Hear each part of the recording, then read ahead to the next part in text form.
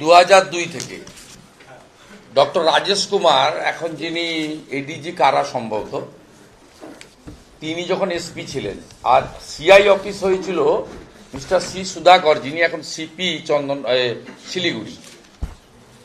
দুটোই আগের আমলে, এখানে বর্তমান যে সাহেবার আমলে নয়। এটা তুলে নিয়েছে আপনার ওই 5 তারিখে, ওই বহরমপুরে বসেই তুলেছে, সার্কিট হাউসে বসে। উনি এইসব করেন, বিকালবেলা এপাং ওপাং ঝপাং হাঁটাহাঁটি এইসব করতে করতে রাজীব কুমারকে দিয়ে এইসব করেন, বলেন যে এটা করুন ওটা করুন। এই কার্তিক মহারাজটা খুব বাড় বেড়েছে, আমার তো বিরুদ্ধে কিছু করতে পারছে না, হাত পা কামড়াচ্ছে। তা বলছে এই কার্তিক মহারাজটা খুব বেড়েছে, ওকে টাইট দিন। তাহলে ওর ওখানে কেন পুলিশ থাকবে, ওর ওখানে কেন পুলিশ থাকবে?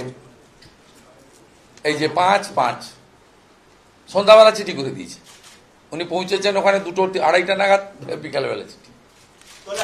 আর উনি বেরিয়ে এসছেন, হিন্দু ছেলেদের অ্যারেস্ট করা শুরু হয়েছে। আপনি দেখতে পাচ্ছেন এই এফআইআর গুলো টিকবে, এফআইআর গুলো, এই এফআইআর টিকবে, এই এফআইআর টিকবে। 12/4 ইনসিডেন্টকে একজন কাকে দিয়ে কি রহমান, কারোর নাম নেই, কিছু নেই, মঞ্জুর রহমান। হিন্দুরা ওখানে আক্রান্ত হয়েছে, আপনারা তো অনেকে গেছিলেন স্পটে।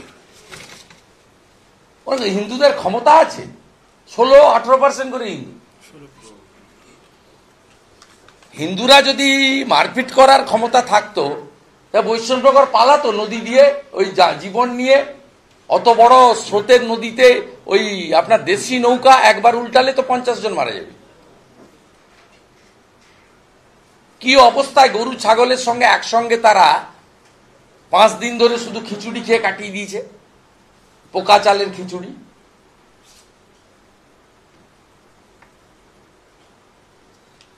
এই মহিলা এত নিষ্ঠুর, প্রতিহিংসা পরায়ণ এবং হিন্দু বিরোধী। উনি এইসব করে এসছেন শামশেরগঞ্জের বিডিও অফিসে বসে। আর ওকে তৃণমূলের যে গুলো, এই কানাই মণ্ডল শুনছেন না, নবগ্রামের এমএলএ, কালকে বলছে ওই যে তৃণমূল তো যে যার টাকা আছে, টাকা তুলতে পারবে, চুরি করতে পারবে, সেই তৃণমূল। বলছে জাকির অসুস্থ, মুখ্যমন্ত্রী বলছেন জাকির তুমি কেমন আছো, জাকির বলছে আমি ভালো আছি। কানাই মণ্ডলের কথা, এসব বুদ্ধি ওইখানে সুতিতে শামশেরগঞ্জে বসে উনি কি করে 22টা আসন জেতা যায় মুর্শিদাবাদে, হিন্দুদেরকে জব্দ করে তার পরিকল্পনা করেছেন। তখন ওরা বলেছে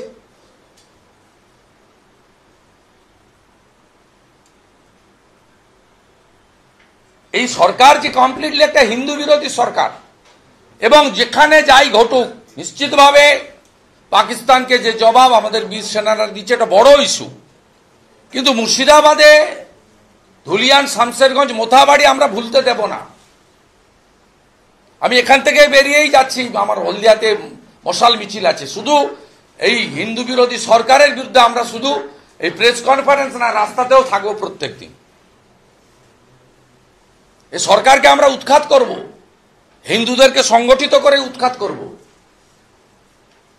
কমপ্লিটলি। এই সরকার এবং এখানকার মুখ্যমন্ত্রী হিন্দু বিরোধী, যারা ভারত সেবাশ্রম সংঘকে আক্রমণ করে,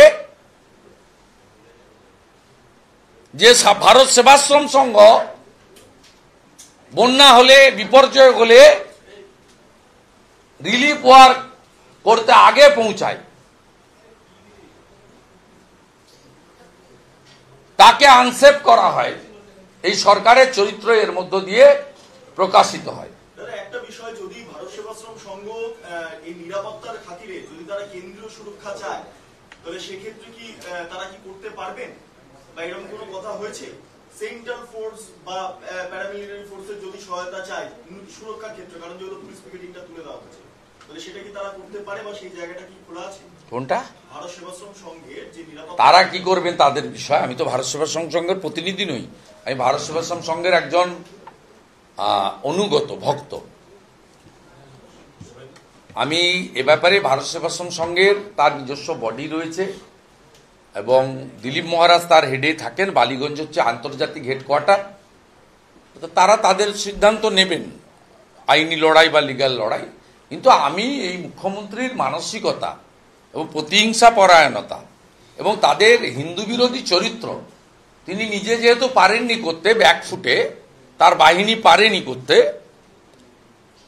তাই আজকে পুলিশকে লাগিয়ে দিয়েছে।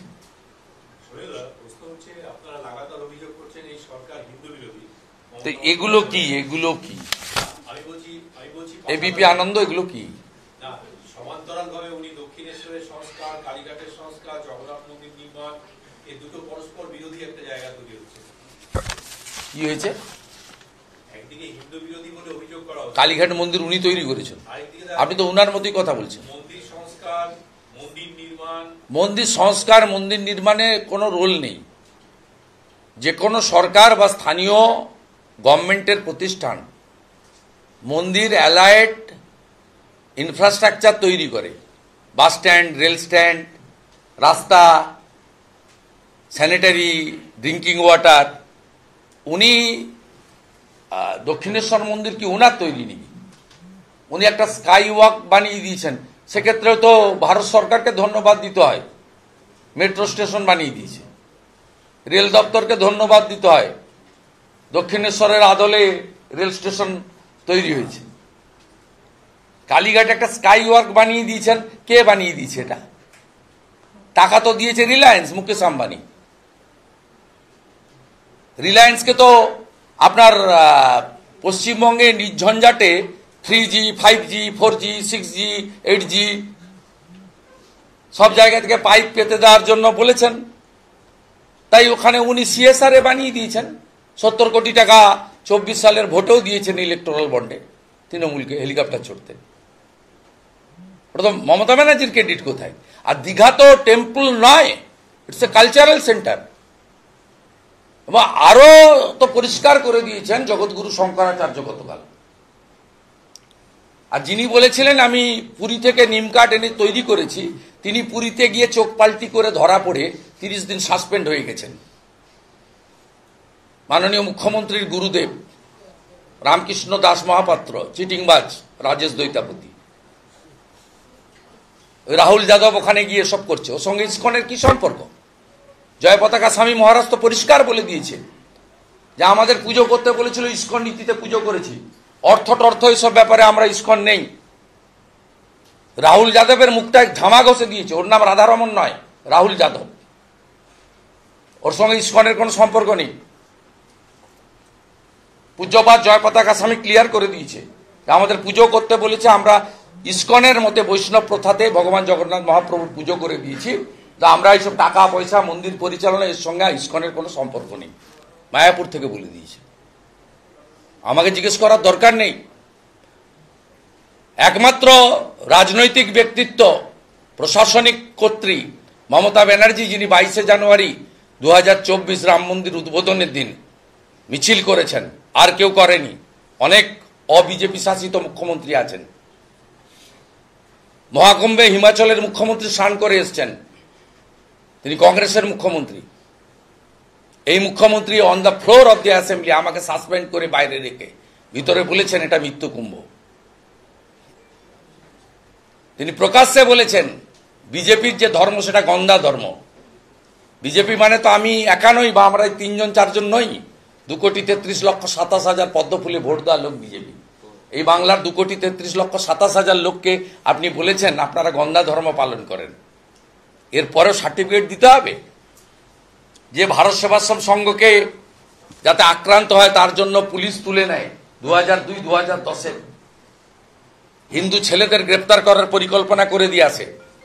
কলকাতা থেকে সিআইডির যাদবকে পাঠিয়ে অত্যাচার করে বাড়ি বাড়ি গিয়ে মাঝরাত্রে 12টা থেকে 2টো। এই মুহূর্তে একটা খবর আমি পেলাম, মৌলালিতে শেকু মাকুরা একটা মিছিল করছিল। সেই মিছিল, এই মিছিল প্রো পাকিস্তানি মিছিল, এই মিছিল তো প্রো ইন্ডিয়ান মিছিল নয়। সেখানে কাউন্সিলর সজল ঘোষ এবং অন্যান্য অনেকের নেতৃত্বে সাধারণ মানুষ তেরঙ্গা যাত্রা করতে জড়ো হয়েছিলেন। স্বাভাবিকভাবে মমতা পুলিশ মনোজ বার্মার নেতৃত্বে শেকু মাকুদের পক্ষ নিয়ে প্রতিবাদীদের গ্রেপ্তার করে লালবাজার নিয়ে এসেছে। আমি যাব, আমার মিছিল আছে, বড় মিছিল আছে। আমার একটা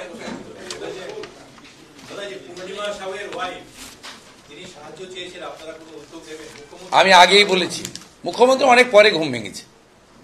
আমরা প্রথম দিন থেকে ডে 1 থেকে টাচে আছি। আমাদের এক্স এমপি অর্জুন সিং গেছেন, ওনার বাবা আমার সঙ্গে কথা বলেছেন।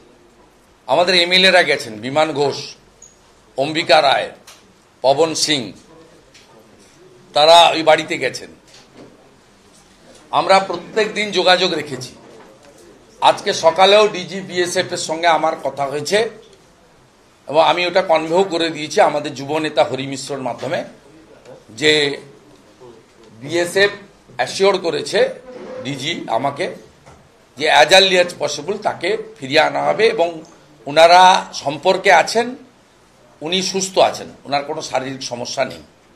অতএব আমাদের ভারত সরকারের দিক থেকে এমএইচএ বা বিএসএফ তারা এই বিষয়ে যথেষ্ট কাজ করছেন। শুধু সেটা নয়, শীতলকুচির উকিল বর্মনের ব্যাপারেও আমরা উদ্যোগ নিয়েছি এবং সেই উদ্যোগ অনুযায়ী তাকেও, ফার্মার্সকে ফিরিয়ে আনার জন্য ব্যবস্থা নেওয়া হচ্ছে। বাংলাদেশে এই মুহূর্তে যে পরিস্থিতি তৈরি হয়েছে, ওপেন আইসিসের পতাকা দেখা যাচ্ছে, জঙ্গিরা কার্যকলাপ শুরু করেছেন, ওখানকার হিন্দুরা আনসেফ ছিল, কিন্তু ওয়েস্ট বেঙ্গলের জন্য আবার এই ধরনের অ্যাক্টিভিটিস কতটা অ্যালার্মিং এবং স্টেট গভর্নমেন্ট আদৌ কি সচেতন হবে? কারণ অনুপ্রবেশ হয়ে চলেছে এবং তারা আটকাচ্ছেন না। এই উত্তর তো স্টেট গভর্নমেন্ট দিতে পারবে। ডে 1 থেকে আমি বলেছি জমি দিচ্ছে না। উনি বিএসএফকে লাগাতার আক্রমণ করছেন।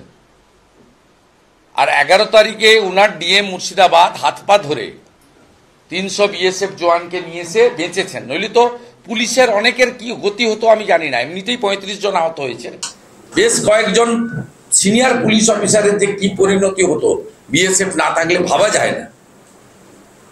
আপনারা যারা আপনাদের এই চ্যানেলগুলোর বা মিডিয়া পোর্টাল সবাই গেছেন, একটা কথাই লোক বলছে যে আমাদের ট্রাস্ট নেই রাজ্য পুলিশের উপরে, মুখ্যমন্ত্রীর উপরে। আমরা এখানে বিএসএফ এর ক্যাম্প চাই, সেন্ট্রাল ফোর্স। 15 তারিখে কোর্টে ডেট আছে। আমি অ্যাপ্লিকেন্ট, আমার লয়ার বলবে যে যতক্ষণ না ওখানে কমপ্লিট আপনার পিস ফিরে না আসে ততক্ষণ ওখানে সেন্ট্রাল ফোর্সকে ডিপ্লয়মেন্ট কন্টিনিউ করা হোক। আমরা আবেদন করব, কোর্ট বিবেচনা করবেন এবং এনআইএ নিয়েও আমরা আবেদন করব। আবেদন আমাদের করা আছে। সেন্ট্রাল গভর্নমেন্ট নিশ্চিত তার কনসেন্ট চেয়েছে কোর্ট। তার সেন্ট্রাল গভর্নমেন্ট কি করবে তো আমি বলতে পারবো না। তার লয়ার ওখানে যিনি আছেন এএসজি বা তার প্রতিনিধি ভারত সরকারের বলবেন এবং এনআইএ ইনভেস্টিগেশন এবং এই মামলাও এনআইএ নিয়ে নিক। কত বড় ফ্রড করেছে, এটা একটা রেডিমেড আর্টিফিশিয়াল মামলা, organize by the Mamata police আর complainer supply by the TMC. বলছি অপারেশন যখন চলছে, অপারেশন সিঁদুর চলছে, মুখ্যমন্ত্রী স্বাগত জানালেন ঠিক, কিন্তু ভারত সরকার বলে দেওয়া সত্ত্বেও পাকিস্তানি এবং বাংলাদেশিদের চিহ্নিতকরণ হয়নি। এই নিয়ে বিজেপি আমাদের আন্দোলন বিভিন্ন জায়গায় পৌঁছতে, এই নিয়ে আপনার বক্তব্য কি থাকবে? এটা আমাদের ঘোষিত অবস্থান, তো ইনি করবেন না, ইনি করবেন না। উল্টে বারাসাতের ইয়ারও 21 জন হিন্দুকে নোটিশ করেছে যে তুমি 71-এর আগে দলিল নিয়ে এসো।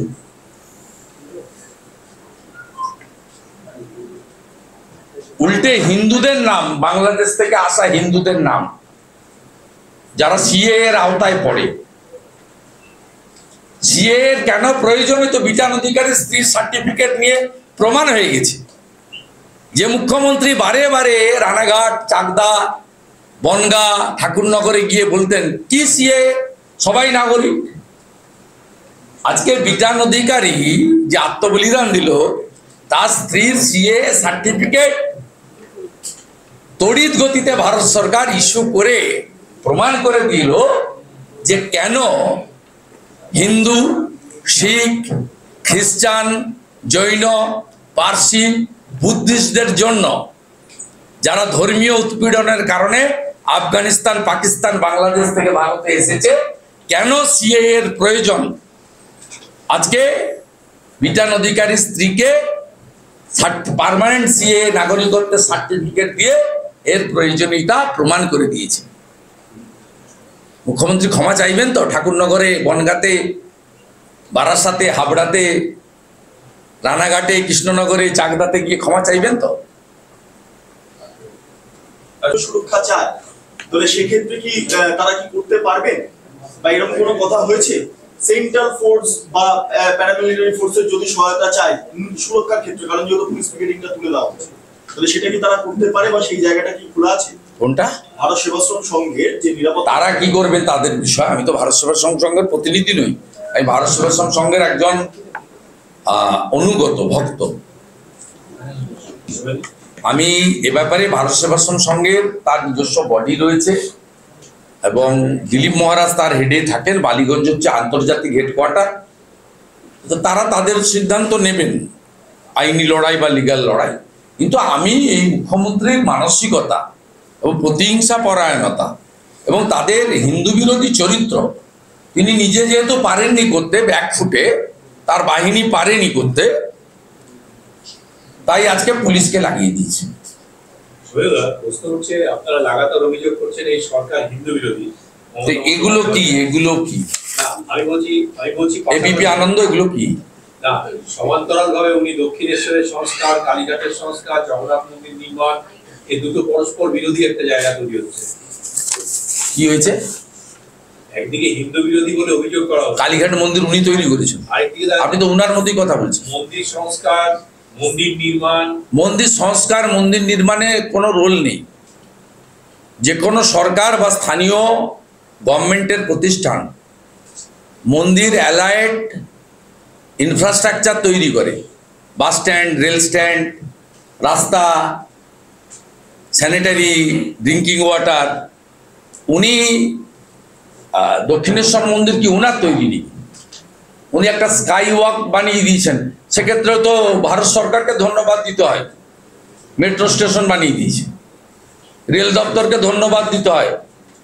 দক্ষিণেশ্বরের আদলে রেল স্টেশন তৈরি হয়েছে। কালীঘাটে একটা স্কাই ওয়াক বানিয়ে দিয়েছেন, কে বানিয়ে দিয়েছে এটা? টাকা তো দিয়েছে রিলায়েন্স, মুকেশ আম্বানি। রিলায়েন্সকে তো আপনার পশ্চিমবঙ্গে নির্ঝঞ্ঝাটে 3G, 5G, 4G, 6G, 8G সব জায়গা থেকে পাইপ পেতে দেওয়ার জন্য বলেছেন, তাই ওখানে উনি CSR বানিয়ে দিয়েছেন। 70 কোটি টাকা 24 সালের ভোটেও দিয়েছেন ইলেকটোরাল বন্ডে তৃণমূলকে হেলিকপ্টার চড়তে। প্রথম মমতা ব্যানার্জির ক্রেডিট কোথায়? আর দীঘা তো টেম্পল নয়, ইটস এ কালচারাল সেন্টার। এবং আরো তো পরিষ্কার করে দিয়েছেন জগৎগুরু শঙ্করাচার্য গতকাল। আর যিনি বলেছিলেন আমি পুরী থেকে নিম কাঠ এনে তৈরি করেছি, তিনি পুরীতে গিয়ে চোখ পাল্টি করে ধরা পড়ে 30 দিন সাসপেন্ড হয়ে গেছেন। মাননীয় মুখ্যমন্ত্রীর গুরুদেব রামকৃষ্ণ দাস মহাপাত্র, চিটিংবাজ রাজেশ দৈতাপতি, রাহুল যাদব ওখানে গিয়ে সব করছে। ওর সঙ্গে ইসকনের কি সম্পর্ক? জয় পতাকা স্বামী মহারাজ তো পরিষ্কার বলে দিয়েছে যে আমাদের পুজো করতে বলেছিল, ইসকন নীতিতে পুজো করেছি, অর্থ এসব ব্যাপারে আমরা ইসকন নেই। রাহুল যাদবের মুখটা ঝামা ঘষে দিয়েছে, ওর নাম রাধারমন নয়, রাহুল যাদব। ওর সঙ্গে ইসকনের কোনো সম্পর্ক নেই। পূজ্যপাত জয় পতাকা স্বামী ক্লিয়ার করে দিয়েছে আমাদের পুজো করতে বলেছে, আমরা ইসকনের মতে বৈষ্ণব প্রথাতে ভগবান জগন্নাথ মহাপ্রভু পুজো করে দিয়েছি, তো আমরা এইসব টাকা পয়সা মন্দির পরিচালনা এর সঙ্গে ইসকনের কোনো সম্পর্ক নেই। মায়াপুর থেকে বলে দিয়েছে, আমাকে জিজ্ঞেস করার দরকার নেই। একমাত্র রাজনৈতিক ব্যক্তিত্ব, প্রশাসনিক কর্ত্রী মমতা ব্যানার্জি, যিনি 22শে জানুয়ারি 2024 রাম মন্দির উদ্বোধনের দিন মিছিল করেছেন, আর কেউ করেনি। অনেক অবিজেপি শাসিত মুখ্যমন্ত্রী আছেন। মহাকুম্ভে হিমাচলের মুখ্যমন্ত্রী স্নান করে এসছেন, তিনি কংগ্রেসের মুখ্যমন্ত্রী। এই মুখ্যমন্ত্রী on the floor of the assembly আমাকে সাসপেন্ড করে বাইরে রেখে ভিতরে বলেছেন এটা মৃত্যু কুম্ভ। তিনি প্রকাশ্যে বলেছেন বিজেপির যে ধর্ম সেটা গন্ধা ধর্ম। বিজেপি মানে তো আমি একা নই, বা আমরা 3 জন 4 জন নই। 2,33,27,000 পদ্ম ফুলে ভোট দেওয়ার লোক বিজেপি। এই বাংলার 2,33,27,000 লোককে আপনি বলেছেন আপনারা গন্ধা ধর্ম পালন করেন। এরপরেও সার্টিফিকেট দিতে হবে যে ভারত সেবাশ্রম সংঘকে যাতে আক্রান্ত হয় তার জন্য পুলিশ তুলে নেয় 2002-2010-এ হিন্দু ছেলেদের গ্রেপ্তার করার পরিকল্পনা করে দিয়েছে। কলকাতা থেকে সিআইডির যাদবকে পাঠিয়ে অত্যাচার করে বাড়ি বাড়ি গিয়ে মাঝরাত্রে 12টা থেকে 2টো। এই মুহূর্তে একটা খবর আমি পেলাম, মৌলালিতে শেকু মাকুরা একটা মিছিল করছিল। সেই মিছিল, এই মিছিল প্রো পাকিস্তানি মিছিল, এই মিছিল তো প্রো ইন্ডিয়ান মিছিল নয়। সেখানে কাউন্সিলর সজল ঘোষ এবং অন্যান্য অনেকের নেতৃত্বে সাধারণ মানুষ তেরঙ্গা যাত্রা করতে জড়ো হয়েছিলেন। স্বাভাবিকভাবে মমতা পুলিশ মনোজ বার্মার নেতৃত্বে শেকু মাকুদের পক্ষ নিয়ে প্রতিবাদীদের গ্রেপ্তার করে লালবাজার নিয়ে এসেছে। বিভিন্ন জন বিভিন্ন মন্তব্য করছেন, ইন্দিরা গান্ধীর সঙ্গে নরেন্দ্র মোদীর তুলনা করছেন। এই পরিস্থিতি কি রাজনীতির খুব প্রয়োজন রয়েছে? যারা করছে তাদের বলুন, আমরা তো করছি না, এবং অন্য দল যারা করে তারাও অনেকে করছে না। কিছু জনের মাইন্ডসেট তো যাদবপুর লাইন, কাশ্মীর মাঙ্গে আজাদি, এ আজাদি ঝুটা হ্যায়। কিছু জনের মাইন্ডসেট তো গোমতী থেকে গোদাবরী আলাদা দেশ করা, সংবিধান মানি না, ভোট বয়কট করো, সংবিধান জ্বালিয়ে দাও, পুড়িয়ে দাও, ভোটের সময় ভোট বয়কট করো। এই মাইন্ডসেট তো আছে, টুকরে টুকরে গ্যাং তো আছে। এই জন্য যাদবপুরে অনেক লড়াই করে ভারত মাতার পুজো করতে হয়, রামনবমী করতে হয়। বন্দে মাতরম গাওয়াতে পারবেন না, মাথায় ঝুঁটি, কানে লম্বা লম্বা দুল, সারাদিন গাঁজা খায়, হিরোইন, চরস, মদ, 2টো পকেটে ফেন্সিডিলের বোতল, কথায় কথায় গিটার, ঢাক, ঢোল। এ মালরা তো আছে। এজন্য বিজেপিকে আনতে হবে। দামি ব্লিচিং ফিনাইল আছে আমাদের কাছে, উত্তরপ্রদেশে ব্যবহার হচ্ছে, আসামও ব্যবহার করছে। তাই আসামের পঞ্চায়েত নির্বাচনে বিজেপি ঝড় হয়েছে, কংগ্রেস থার্ডে চলে গেছে। আমরা আসাম পাশেই কাছাকাছি, ওখান থেকে আনাবো ব্লিচিং ফিনাইল দিয়ে। প্রথম যাদবপুরটা পরিষ্কার করবো, তারপরে আলিমুদ্দিন স্ট্রিটটা করবো। এখন মুখ্যমন্ত্রী বলেছিলেন ওড়িশা সরকার, না, আমি বয়সে বড় বলতে পারি না। বিচারের ভার ভগবানের উপর ছেড়ে যাও।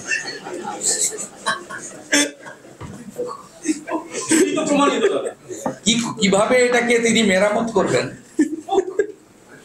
উনি যেমন বলেন আমি ইংরেজি মিডিয়ামে পড়িনি, আমার ইংরেজি ভুল হতে পারে, আমি হিন্দি ঠিকঠাক বলতে পারি না। এটা কিভাবে উনি মেরামত করবেন ওনার ব্যাপার।